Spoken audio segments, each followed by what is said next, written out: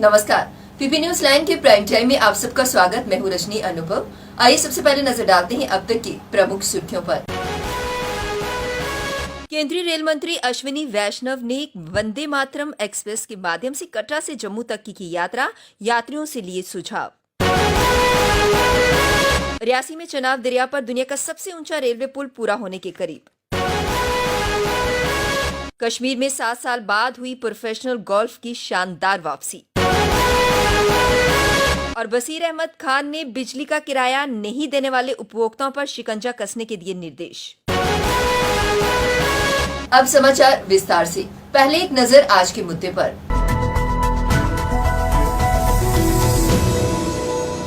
केंद्रीय रेल मंत्री अश्विनी वैष्णव ने हाल ही में वंदे भारत एक्सप्रेस के माध्यम से कटरा से जम्मू तक की यात्रा की। यात्रा के दौरान रेल मंत्री ने यात्रियों से बातचीत की और उनसे ट्रेन में आराम के स्तर और उन्हें होने वाली समस्याओं के बारे में भी पूछा।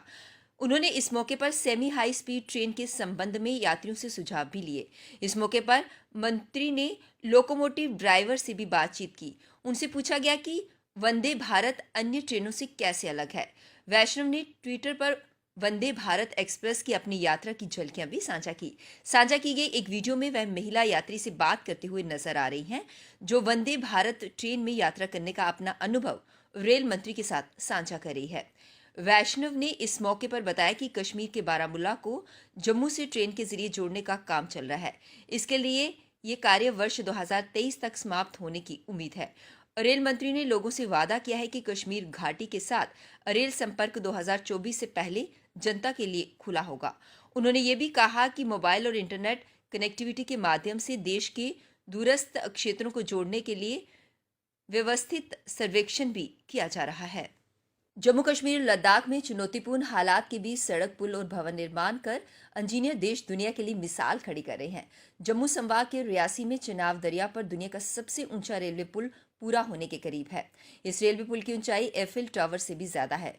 वहीं लद्दाख में उमलिंगला दर्रे पर दुनिया की सबसे ऊंची सड़क का निर्माण कर बॉर्डर रोड ऑर्गेनाइजेशन ने दुनिया के लिए मिसाल पेश की है। 31 मार्च 2022 तक जम्मू कश्मीर में चनाब दरिया पर बन रहे दुनिया के सबसे ऊंचे पुल का निर्माण कार्य पूरा हो जाएगा। ये पुल कश्मीर घाटी को शेषबाज से जोड़ने का काम करेगा।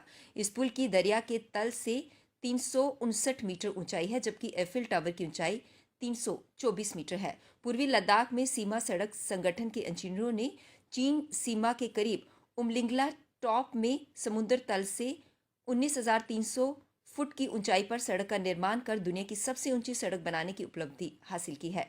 उमलिंगला टॉप लेह से 230 किलोमीटर दूर हनले के पास स्थित है। चिसुमले और डेमचोक गांव को जोड़ने वाली 86 किलोमीटर लंबी सड़क सामरिक महत्व रखती है। ये गांव पूर्वी क्षेत्र में भारत चीन सीमा से सटा हुआ है। कश्मीर में 7 साल बाद प्रोफेशनल गोल्फ की शानदार वापसी हो रही है। इस खेल के जरिए कश्मीर बदलाव की एक बड़ी कहानी लिखेगा।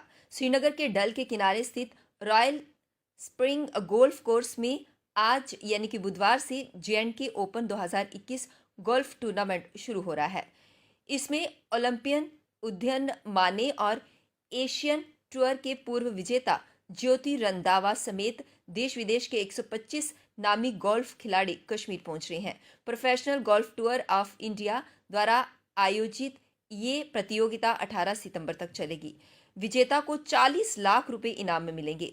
कश्मीर के गोल्फ के मैदानों में PGTI की वापसी 7 वर्ष बाद हो रही है। इससे पूर्व जुलाई 2014 में श्रीनगर और पहलगाम में गोल्फ प्रतियोगिता हुई थी। पर्यटन सचिव सरमद हफीज ने बताया कि ये प्रतियोगिता पर्यटन विभाग कश्मीर द्वारा प्रायोजित है। इसमें न सिर्फ दुनिया में कश्मीर के सुधरते हालात का संदेश ये देगी, बल्कि कश्मीर को गोल्फ पर्यटन के मानचित्र पर भी इसे उभारेगी। इसमें हिस्सा लेने वाले 125 खिलाड़ियों में 118 पेशेवर और 7 एमेच्योर खिलाड़ी हैं। उपराज्यपाल के सलाहकार बसीर अहमद खान ने PDD के वरिष्ठ पदाधिकारियों को किराया न देने वाले उपभोक्ताओं के खिलाफ अभियान तेज करने के निर्देश दिए हैं। उन्होंने उन सभी लोगों के बिजली कनेक्शन हटाने के लिए कहा जिन्होंने बकाये का भुगतान नहीं किया है। साथ ही सभी अवैध बिजली कनेक्शनों की जांच करने और उन्हें हटाने के लिए नियमित निरीक्षण सुनिश्चित करने के लिए कहा। सलाहकार ने अधिकारियों को उन उपभोक्ताओं के अवैध बिजली कनेक्शन के खिलाफ तत्काल कार्यवाही करने का निर्देश दिया जिनका बकाया 5 लाख रुपए से अधिक हो गया है। उन्होंने ये भी निर्देश दिया कि प्रक्रिया के दौरान वास्तविक उपभोक्ताओं को प्रभावित नहीं किया जाना चाहिए। सलाहकार बसीर अहमद खान ने ये निर्देश बिजली विभाग के अन्य अधिकारियों के छन्नी हिम्मत, चौवादी, बजालता और अन्य स्थानों पर स्टेशनों पर ये चल रहे निर्माण कार्यों की समीक्षा के दौरान निर्देश दिए। ये काम एकीकृत बिजली विकास योजना आईपीडीएस और प्रधानमंत्री विकास पैकेज पीएमडीपी के तहत जम्मू के बिजली बुनियादी ढांचे को मजबूत करने के लिए हो रहे हैं। जम्मू श्रीनगर राष्ट्रीय राजमार्ग पर उधमपुर रामबन खंड, रामबन बनिहाल खंड और श्रीनगर बनिहाल खंड पर बचा शेष कार्य अगले वर्ष में पूरा होगा। ये बात मुख्य सचिव डॉक्टर अरुण कुमार मेहता और केंद्रीय सड़क परिवहन और राजमार्ग मंत्रालय के सचिव गिरिधर अरमानी ने मंगलवार को एक उच्च स्तरीय बैठक में कही। बैठक में प्रधानमंत्री विकास पैकेज के तहत जम्मू कश्मीर में सड़क क्षेत्र की परियोजनाओं के कार्यान्वयन की समीक्षा की गई। इस दौरान बैठक में कहा गया कि बारामूला गुलमर्ग मार्ग पर काम जारी है और अप्रैल 2022 तक इसके पूरा होने की उम्मीद है। इस तरह जम्मू सेमी रिंग रोड और जम्मू अखनूर पुंछ रोड पर काम भी तेजी से चल रहा है और ये काम क्रमशः मार्च 2022 और मार्च 2024 तक पूरा हो जाएगा। पिछले सप्ताह हुई बारिश के बाद गर्मी से हल्की राहत मिलने के बाद एक बार फिर से गर्मी परेशान करने लगी है। इस समय जम्मू कश्मीर के अधिकतर क्षेत्रों में तापमान सामान्य से 2.5 डिग्री सेल्सियस से ऊपर चल रहा है। मौसम विज्ञान केंद्र श्रीनगर से मिली जानकारी के अनुसार कश्मीर घाटी में तापमान 33 डिग्री सेल्सियस तक जा सकता है, जबकि अधिकांश स्थानों पर ये 32 डिग्री सेल्सियस से नीचे रहेगा। जम्मू क्षेत्र में तापमान 37.7 डिग्री सेल्सियस तक पहुंच सकता है। रविवार तक अधिकतर शुष्क मौसम रहने की संभावना है। जम्मू संभाग के कुछ क्षेत्रों में सुबह के मौसम में हल्का बदलाव आने लगा है। सुबह के समय कुछ स्थानों पर बौछार की संभावना है। मानसून की वापसी 20 से पहले होने की संभावना नहीं दिख रही, क्योंकि back to back low pressure system से उत्तर पश्चिम भारत में बारिश होने की उम्मीद है। इस पूरे मानसून में बारिश सामान्य से कम रही है। मात्र जुलाई के दूसरे पखवाड़े में ही अच्छी बारिश हुई, जबकि अगस्त में बारिश बहुत कम हुई है। सियासत की हर चाल में मात खा रही पीपल्स डेमोक्रेटिक पार्टी के अध्यक्ष महबूबा मुफ्ती के भाषण अब तालिबान के इर्द गिर्द सिमट रहे हैं। पुंछ के सुरनकोट में सियासी दौरे पर पहुंची पूर्व मुख्यमंत्री एक बार फिर तालिबान का नाम लिए बगैर नहीं रह सकी। महबूबा मुफ्ती राजौरी और पुंछ जिले में 5 दिन के लिए सियासी दौरे पर पहुंची हैं। इस दौरान वह कार्यकर्ताओं से बातचीत करेंगी। इसके बाद जम्मू पहुंचेंगी। वह मंगलवार को मुगल रोड से पुंछ पहुंची। इसके बाद सुरनकोट में पार्टी कार्यकर्ताओं के साथ बैठक की। इसके बाद पत्रकारों से बातचीत में महबूबा अफगानिस्तान में तालिबान के सत्तासीन होने पर अपने सियासी रंग चढ़ाते हुए किसानों के प्रदर्शन को भी बीच में ले आई। उल्टे केंद्र सरकार पर आरोप लगाते हुए वह बोली कि सरकार जनता का ध्यान भटकाने के लिए तालिबान अफगानिस्तान को घसीट रही है। पिछले कई महीनों में इससे किसान जो हैं वो प्रदर्शन कर रहे हैं, लेकिन उस पर सरकार का कोई ध्यान नहीं जा रहा। सरकार किसानों की बात क्यों नहीं कर रही? उन्होंने तुर्रा छेड़ा कि देश के हालात ठीक नहीं हैं और सरकार को इस पर ध्यान देना चाहिए, ना कि तालिबान के मामलों पर चर्चा की जाए। अफगानिस्तान पर तालिबान के कब्जे के बाद कश्मीर में जारी आतंकी हिंसा पर स्पष्ट असर के अभी तक कोई संकेत नहीं मिले हैं, लेकिन कश्मीरी सियासत इससे प्रभावित होने लगी है।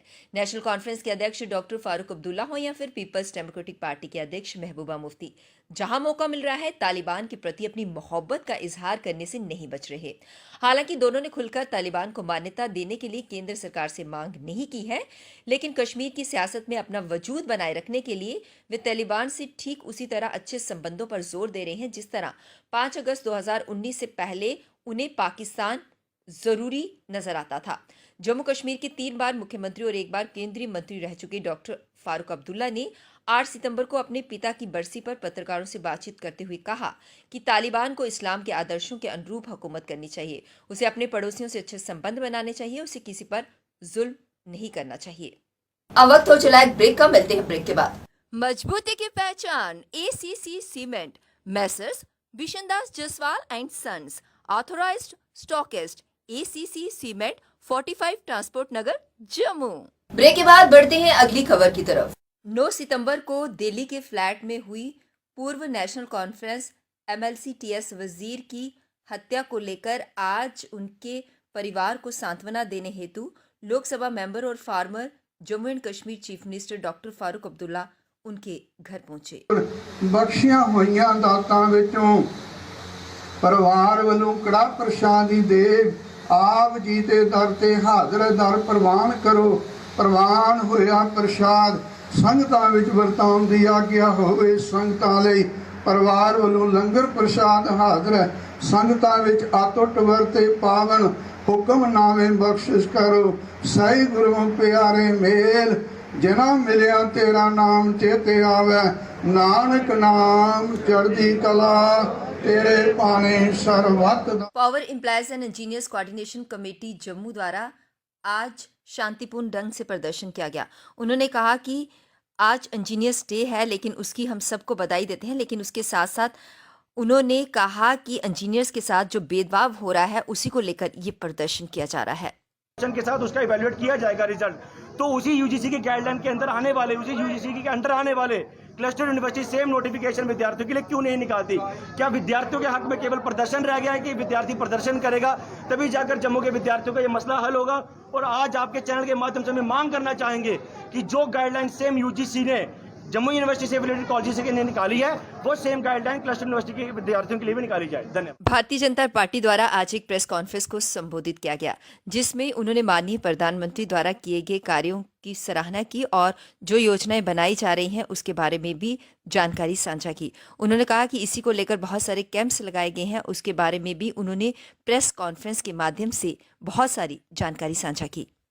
आम आदमी को लाभ पहुंचा है और किस तरीके से लाभान्वित होकर के उसके जीवन के अंदर बदलाव आया है, उस सारे को आम समाज के बीच में रखा जाएगा और उसमें बेनिफिशियरी लाभार्थियों का सम्मेलन किया जाएगा। उसके साथ साथ आज़ादी का अमृत महोत्सव, जैसे इस बार 75 वर्ष पूरे हुए हैं आज़ादी के, उसके तहत जितने भी शहीदी स्थल होंगे या जो ऐसे स्थल हैं जहां से आम युवा को, आम व्यक्ति को प्रेरणा मिलती है, उनको साफ स्वच्छ किया जाएगा।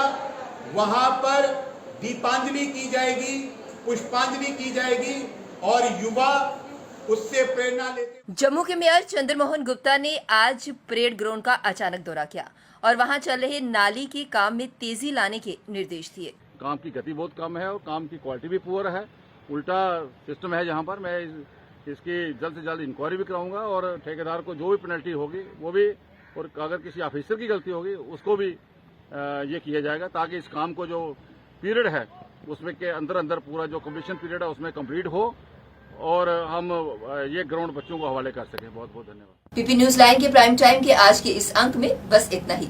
मुझे और मेरी पूरी टीम को दीजिए इजाजत और आप देखते रहिए पीपी न्यूज लाइन। नमस्कार।